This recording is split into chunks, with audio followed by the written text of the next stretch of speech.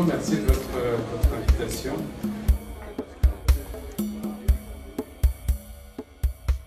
C'est tellement vaste comme sujet, l'obésité. Vous dit, l'obésité résulte du fait qu'on mange trop et qu'on ne bouge pas assez. Ça veut dire qu'on fait rentrer trop d'énergie dans la cellule et pas assez d'énergie en sort. Parce qu'il ne faut pas oublier que cette cellule, elle a une fonction, c'est stocker de l'énergie, faire de la réserve d'énergie. Donc là, on est dans un raisonnement qui est débit d'entrée, débit de sortie. Et on dit, le primum movens de l'obésité, c'est qu'on mange trop et qu'on ne dépense pas assez. Et il y a une autre hypothèse. C'est cette hypothèse-là qui émerge actuellement, qui n'est pas du tout exclusive de la première, qui est complémentaire. C'est pas fromage ou dessert, c'est les deux. Cette hypothèse, c'est qu'il pourrait exister des circonstances où l'anomalie primaire de l'obésité est une augmentation des capacités de stockage.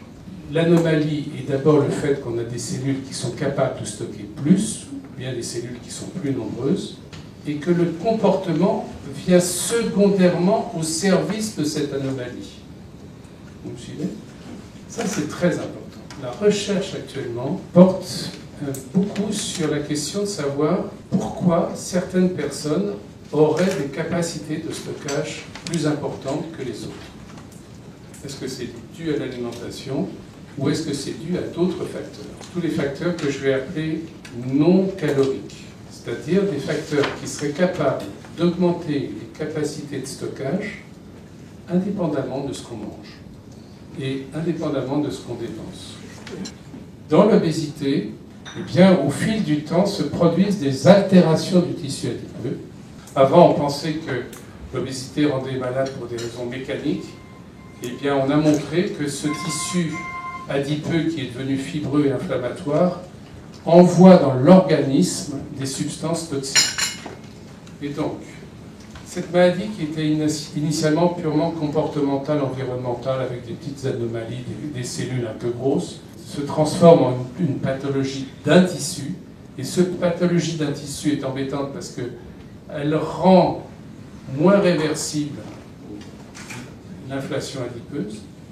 Et elle est embêtante parce qu'elle retentit sur l'ensemble de l'organisme. On est donc passé d'une situation à déterminant comportemental à une pathologie d'organes, puis parce que nous on appelle une pathologie systémique, c'est-à-dire que le tissu adipeux inflammé va donner le diabète au niveau du muscle, va donner la stéatose hépatique, c'est-à-dire le foie gras et ses conséquences, va donner l'asthme, va donner les douleurs articulaires qui ne sont pas purement mécaniques. Quand on dit obésité, pour nous, franchement, je sais de moins en moins ce que c'est. Il y a une telle hétérogénéité clinique, il y a une telle hétérogénéité de déterminants, il y a une telle hétérogénéité de processus biologiques cellulaires, il y a une telle hétérogénéité de conséquences sur l'ensemble de l'organisme qu'il y a une très grande hétérogénéité clinique.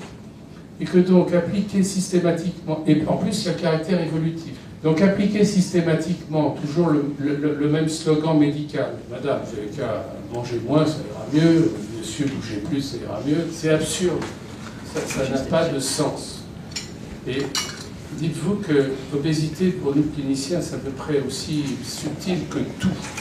Oui, c'est comme si on disait, comment vous soignez la toux? Vous ne soignez pas la toux de la même façon si c'est hystérique, si c'est un polluant, si c'est de l'allergie, si c'est le cancer du poumon, la bronchite chronique, l'asthme ou une maladie rare. On est à peu près dans ce niveau-là. Voilà.